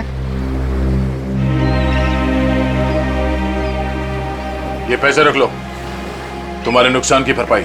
अरे साहब आप बहुत अच्छे इंसान हैं।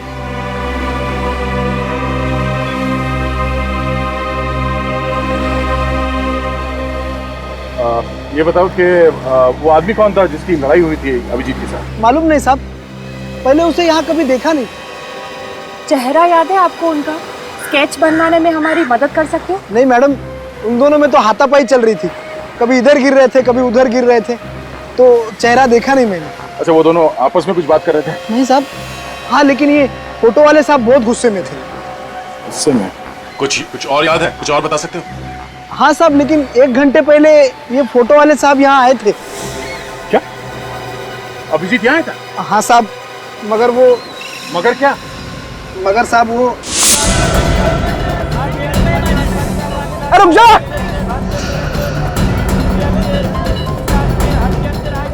अरे पकड़ो उसे, पकड़ो! ये क्या किया आप लोगों ने? हाँ? गलती हो गई साहब।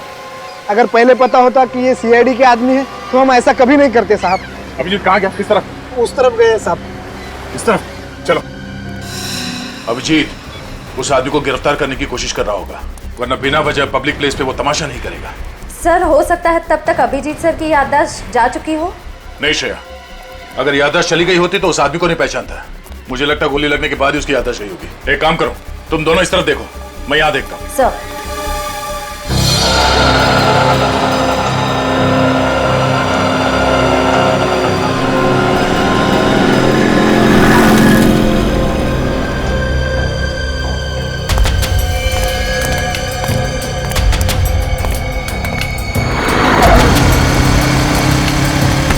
देख के चलना भाई। सर ये 5 बत्ती का सिग्नल कहाँ पे? नए आए हो क्या? यहाँ से सीधा जाओ और उसके बाद राइट मुड़ जाना। हाँ, 5 बत्ती सिग्नल मिलेगा आपको। Thank you.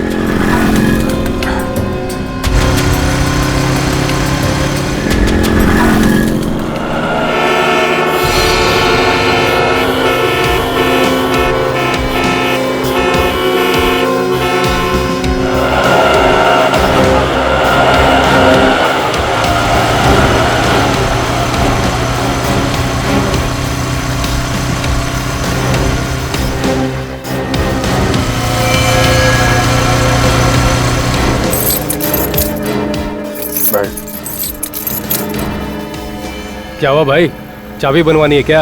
अरे यार ताला ही खो गया है, चाबी क्या बनवाए? हाँ क्या? कुछ नहीं भाई, ये अभी आ रहे थे यहाँ से। हाँ, एक कार इतनी तेजी से बगल से गुजरी कि लगा था कि उड़ा देगी। अरे भैया जरा ढंग से चला करो, देख के चला करो। अभी 2 दिन पहले इधर एक्सीडेंट हुआ है बड़ा भयंकर। एक्सीडेंट? हाँ ये यहाँ पे? हाँ यही, ये सिग्नल देख रहे हैं उस सिग्नल के पास। अरे साहब बहुत बड़ा खतरनाक एक्सीडेंट हुआ था, क्या बताएं आपको। आपने देखा था? अरे साहब हम यहीं तो बैठे थे, सब कुछ हमारी आंखों के सामने हुआ है। अरे साहब बहुत बड़ा बवाल मचा है, बहुत बड़ा एक्सीडेंट था, परसों के अखबार में छपा है। अच्छा, ये किसका एक्सीडेंट हुआ था? किसने उड़ाया था, आपको मालूम है? अरे एक औरत का एक्सीडेंट हुआ है, वो अपने सीआईडी के सीनियर इंस्पेक्टर है ना, हाँ अभिजीत, उनकी गाड़ी के नीचे आ गई थी वो। सीआईडी से तो मेरा कुछ लेना देना हो नहीं सकता, शायद उस औरत से कुछ। कहाँ खो गए साहब, क्या हुआ? हाँ नहीं, वो जो औरत थी वो कौन थी, आपको मालूम है क्या? अरे वो कौन थी साहब, हमें क्या मालूम। परसों के कोई भी अखबार में देख लेना, सब अखबार में छपा है। अभी मुझे काम करने दो साहब। हाँ वो परसों के अखबार में ना। Thank you.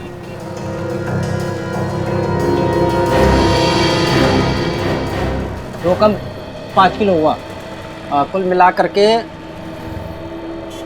44 रुपए। 6 कम 50 रुपए। क्या भी है 44? पिछले बार आया था भैया, आपने तो 70 रुपए दिए थे। अरे तो क्या अब इतनी सरदी क्या पूरा गल्ला ही उठा के दे दूं क्या यार? अरे ठीक है भैया, दो जो दे रहे हो आप तो।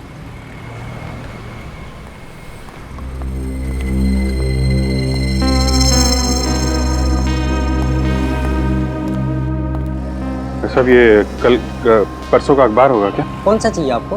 तो कोई सा भी अखबार परसों का। भैया ये पुराने अखबार रखे हैं, मुझे तारीख पढ़ना नहीं आता, अब इसमें से देख लो, निकाल लो। अच्छा।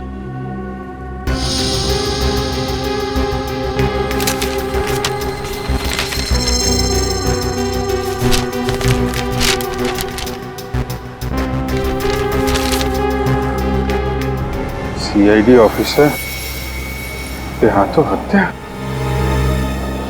अरे वाह, इसमें तो आपका फोटो छपा भाई साहब। क्या लिखा आपके बारे में? तारीफ लिखी है मेरी। अच्छा तारीफ लिखी है। 5 रुपए दीजिए।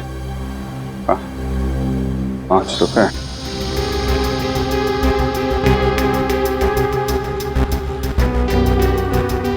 क्या हुआ भाई साहब, भूल गए क्या? पैसे कहीं है नहीं मेरे पास अभी। चलिए अच्छा कोई बात नहीं, फिर कभी इधर से निकलिएगा तब दे जाइएगा, ठीक है? Thank you. नमस्कार। नमस्कार। Thank you.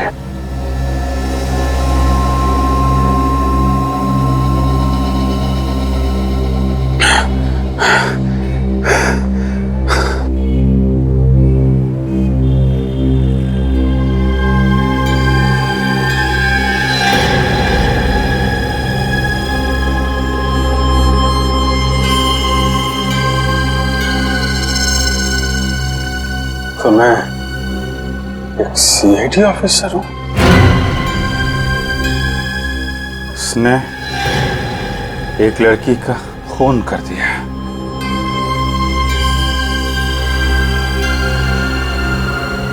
खून कर दिया। मैं खूनी।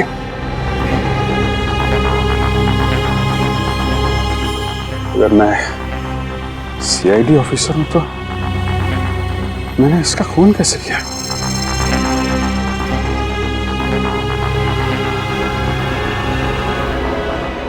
याद क्यों नहीं आ रहा? याद क्यों नहीं आ रहा? याद क्यों नहीं आ रहा मुझे?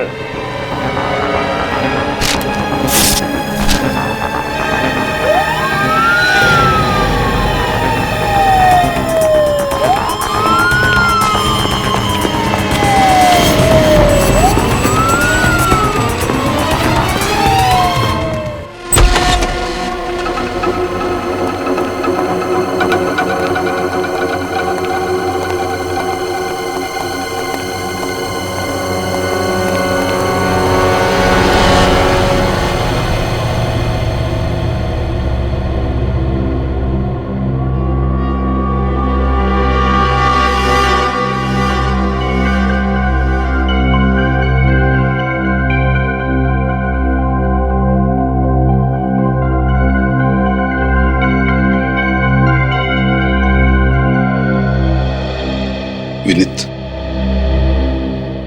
दरवाजा खोलो।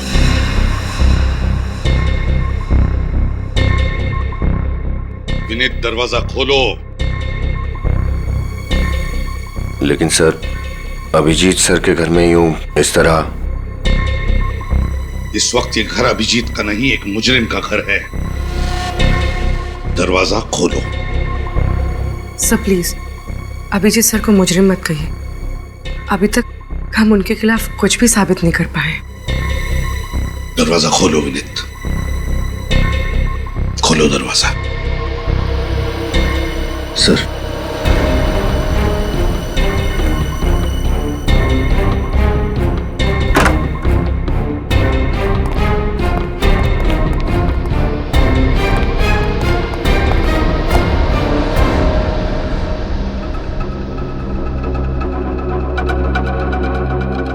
घर की अच्छी तरह से तलाशी लो, एक एक कोना छान मारो। अगर अभिजीत ने गुनाह किया है तो उसका सबूत भी यहीं पर मिलेगा। Okay sir.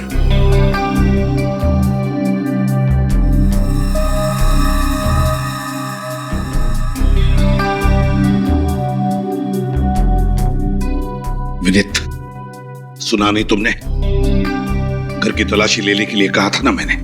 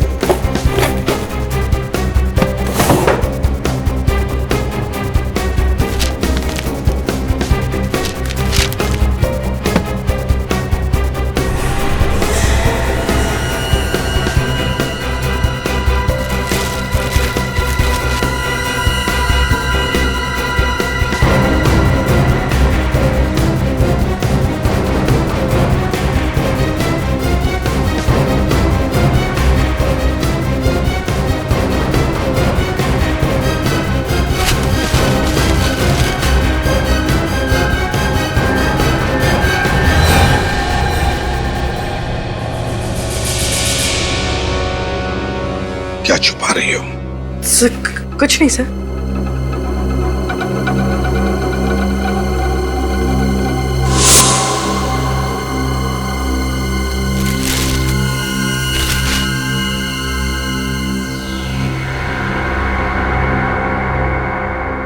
काफी संभाल के रखी है चाबी अभिजीत ने। लगता है इस केस का ताला भी इसी चाबी से खुल जाएगा। सर, ये तो कोई लॉकर की चाबी है। ऐसा स्टिकर कोई बैंक लॉकर की चाबी में लगाते हैं। क्या बात है पंकज, बहुत दिमाग चल रहा है आजकल तुम्हारा। विनीत, 12 घंटे के अंदर अंदर मुझे इस चाबी का ताला चाहिए, इस चाबी का ताला चाहिए।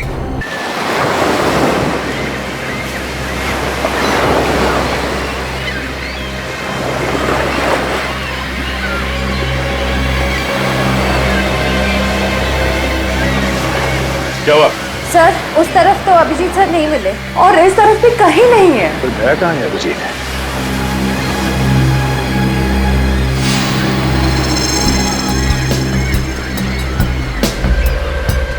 क्या हुआ सर? ऐसा लग रहा है कोई हम पर नजर रखे हुआ है। कौन? तो ऐसा आदमी जिसका इस केस से कुछ लेना देना है।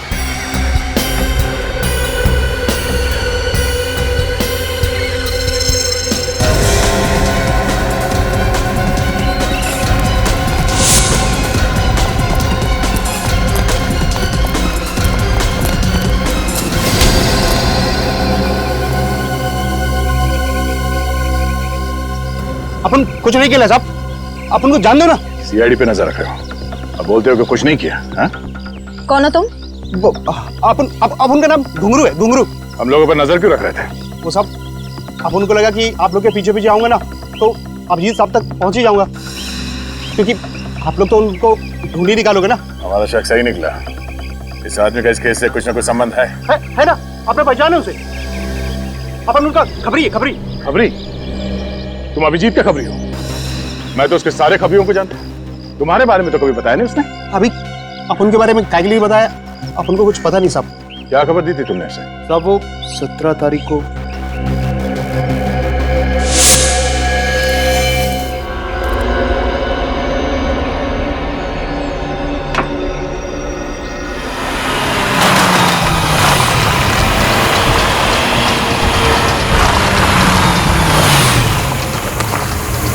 कैसा साहब? अभी हाल चाल पूछने का टाइम नहीं मेरे पास, ये लड़की चाहिए मुझे, समझे? साहब, इस लड़की का अगर एक पता ठिकाना हो तो मैं बोलूं। साहब, ये कभी चर्च गेट, तो कभी पनवेल, तो कभी विरार। साहब, ये लड़की अपना ऐसा पता ठिकाना बदलती है ना, जैसा हर फ्राइडे को सिनेमा हॉल पे पिक्चर चेंज होती है। इसकी फिल्म अभी कहाँ चल रही है ये बता मुझे। अपन फुल कोशिश करेंगे साहब। कोशिश नहीं, मेरा इस लड़की से मिलना बहुत जरूरी है, समझा? काम हो जाना चाहिए। काम होगा ना साहब? मैं सब पता करके ना फोन मारता हूँ। ठीक है, 48 घंटा है तेरे पास। वादा नहीं साहब, अब अपन चलता है। हाँ? ये बात तेरे और मेरे बीच रहेगी। क्या साहब, इतना तो अपन को भी समझता है ना। चलता है। उनको क्या पता था साहब कि अभिजीत साहब उसको नीना को गिरफ्तार करने के वास्ते नहीं, उसको जान से मारने के लिए ढूंढ रहे। अभिजीत किसी को बेवजह नहीं मार सकता। एक मिनट, ये नीना कौन? जिस औरत की अभिजीत की गाड़ी से मौत हुई थी उसका नाम तो मोनिका था ना? साहब, वो दोहरी जिंदगी जी रही थी। मोनिका सिर्फ उसका एक नकाब था जिसे पहनकर वो ना शरीफों की जिंदगी जीने का ढोंग कर रही थी। साहब, उसका असली नाम और काम तो कुछ दूसरा ही था। क्या करती थी ये नीना? जुए और सट्टेबाजी का अड्डा चलाती थी और साथ ही साथ लोगों को पैसा उधार देती थी, वो भी डबल ब्याज पे। ओह, तो अभिजीत को उसके गुनाहों के बारे में पता चल गया था, इसलिए उस औरत की तलाश थी उसे। अच्छा, मच्छी मार्केट में जिस आदमी के साथ अभिजीत की हाथापाई हुई थी वो कौन था? वो बदनसीब अपन ही है साहब। अपन को इतना मारा है ना, इतना मारा है ना साहब, अपन को तो लगा कि अपना काम तमाम। सब एक अजीब सा जुनून सवार था उनके सर पे। लेकिन उसने तुम्हें मारा क्यों? वो अपन ने उनसे पूछ लिया कि वो नीना को काहे के लिए मार डाला। और अभिजीत ने तुम्हें नीना के बारे में पता करने के लिए क्यों कहा था? वो तो साहब अपन को पता नहीं, लेकिन हाँ, वो नीना की मौत के एक रात पहले ना मैंने उनको अपन ने मिडनाइट बार जाते हुए देखा था। बार? ये मिडनाइट बार कहाँ है? ये मोतीलाल नगर में। मोतीलाल नगर। अच्छा, तुम अपना नंबर दो। हाँ जी, 1919005555। वो अपन जाए क्या साहब? या थैंक यू साहब। हाँ सर, सर मुझे ये आदमी कुछ ठीक नहीं लग रहा है। विनीत से कहो इस पर नजर रखने के लिए। तब तक हम मिडनाइट बार होकर आते हैं।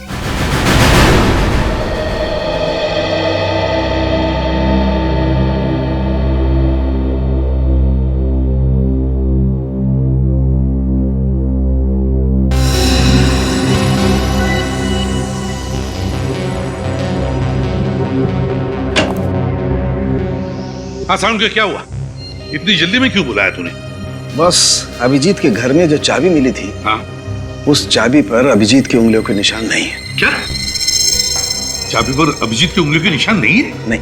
ये कैसे हो सकता है साउंड के? हाँ, मैं तो खुद हैरान हूँ, ये कैसे हो सकता है? अभिजीत के घर में चाबी मिली और अभिजीत की उंगलियों के निशान नहीं है। मतलब किसी की उंगलियों के निशान तो होंगे ना सर उसपे? हाँ है, एक उंगलियों के निशान है, लेकिन वो किसके है ये नहीं मालूम चल रहा है। सर कहीं उस मोनिका के तो नहीं? नहीं, मोनिका के भी नहीं है, ये किसी तीसरे की उंगलियों के निशान। तो इसका मतलब जरूर ये चाबी किसी और ने अभिजीत सर के घर में रखी है। या फिर ये भी हो सकता है कि अभिजीत ने ग्लव्स पहनकर उस चाबी का इस्तेमाल किया है।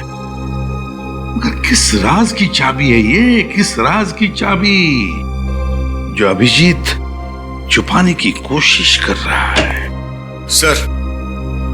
सर ये चाबी किस लॉकर की है पता चल गया है। किस लॉकर की? Good health gym. Good health gym? Yes sir. ये अभिजीत जिम कब से जाने लगा? साळुंखे, अभिजीत आजकल क्या क्या करने लगा है, उसका एक एक करके अब पता लगने लगा है हमें।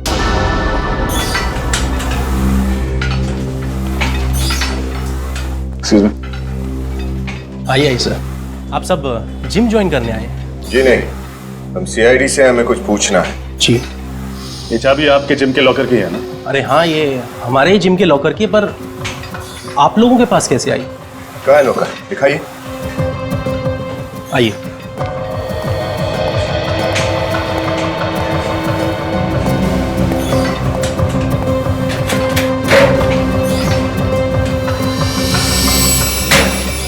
सीडी? जिम के लॉकर में सीडी?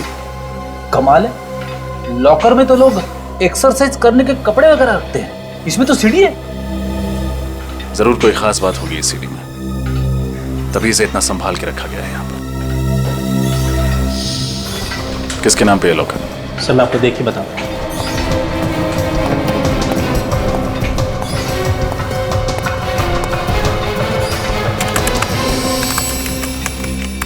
सर ये किसी मिस्टर अभिजीत जी के नाम पे है। अभिजीत सर? क्या यही है अभिजीत? सॉरी सर, चेहरा तो नहीं जानता, पर इतना बता सकता हूँ कि इन्होंने 3 दिन पहले ही मेंबरशिप ली है और उसके बाद ये जिम में आए नहीं। अभिजीत सर ने ये सीडी छुपाने के लिए इस जिम के लॉकर को ही क्यों चुना?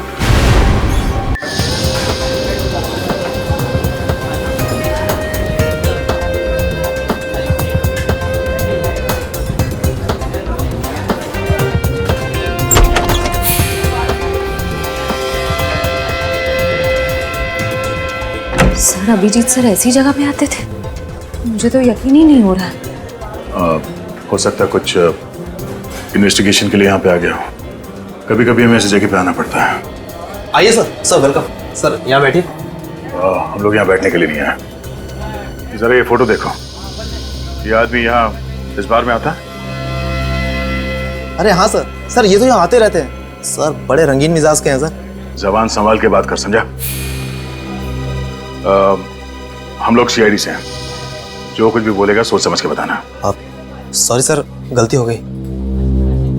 क्या दिख रही है? हाँ, तुम यहाँ पर नहीं आई हो क्या? मैंने तुम्हें देखा नहीं तेरे को। ए चलो यहाँ से। अरे पता भी है किससे बात कर रहे हो? क्या मैनेजर चुप। हाँ तो अपन इसकी आंखों से पिएगा और फिर इसके हाथों से पिएगा रे। मेरे हाथ से पिएगा?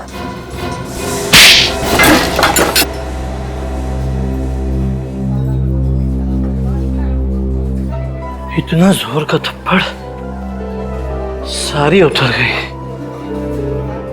पता नहीं शराब क्यों पीते हैं लोग। नमस्ते। ये आदमी यहाँ किससे मिलने आता है? सर ये तो गुंजन से बातें करते थे। गुंजन? बुलाइए उसे। लेकिन वो तो चली गई। कहाँ चली गई? सर पता नहीं सर, अचानक किसी का फोन आया था और वो चली गई थी। जरा इस गुंजन का नंबर देना। सर 1093-444278। नॉट रीचेबल आ रहा है। सर हो सकता है गुंजन किसी मुसीबत में हो सकता है। इस केस से इस गुंजन का कुछ ना कुछ संबंध भी हो सकता है। चलो।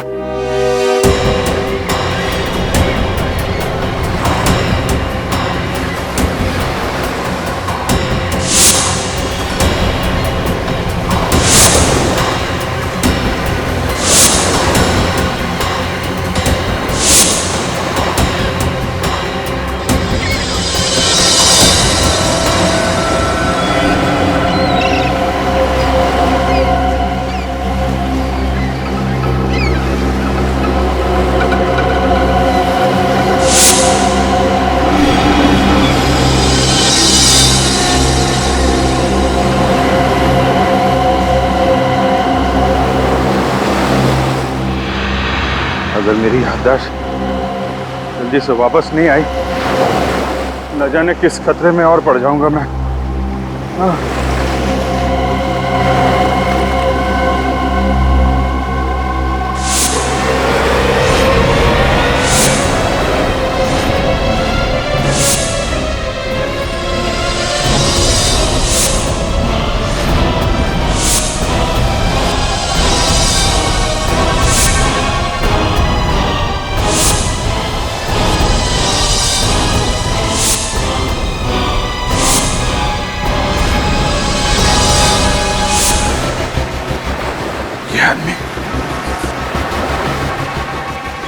इस आदमी को तो मैंने हॉस्पिटल में देखा था।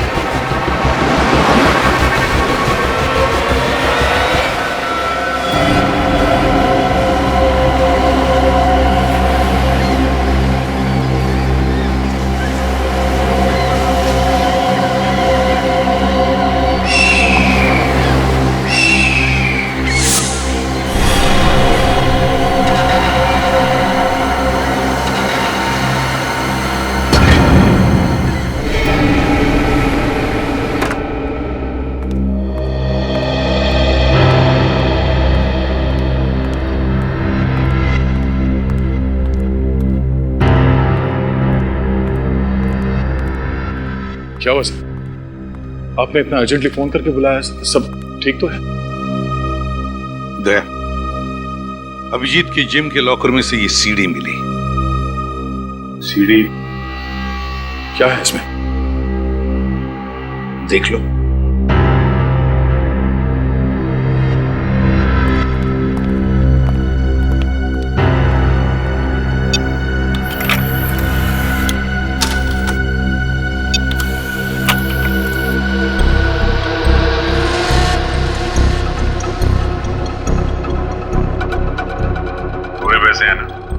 हाँ, जितने तुमने कहे थे, पूरे 6 लाख है। अभी इनसे काम चला लेता हूँ, बाकी के कब मिलेंगे? देखो, मेरी मजबूरी का फायदा मत उठाओ। मैंने इन पैसों का इंतजाम भी बड़ी मुश्किल से किया है। ये सब तुम्हें पहले सोच लेना चाहिए था। अगले हफ्ते तक अगर बाकी के पैसे नहीं मिले तो अंजाम तुम अच्छी तरीके से जानती हो।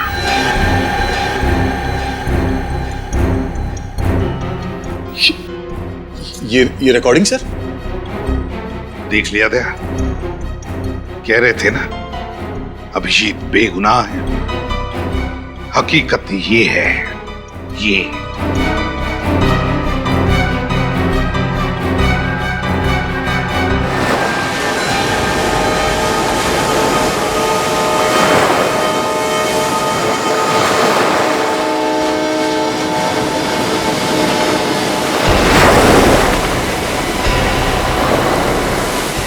इधर ही आया था ना?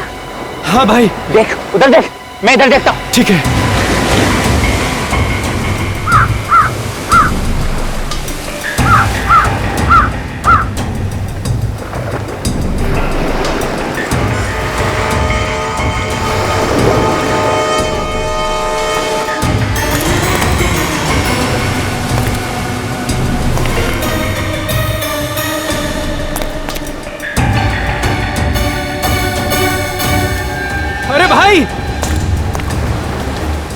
इधर है, इधर।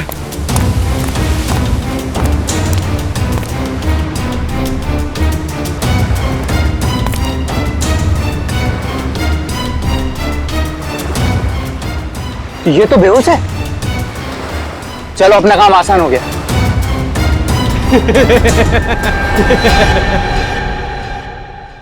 इस तरह के और भी एपिसोड देखने के लिए हमारे चैनल को सब्सक्राइब करें और बेल आइकन दबाना ना भूलें।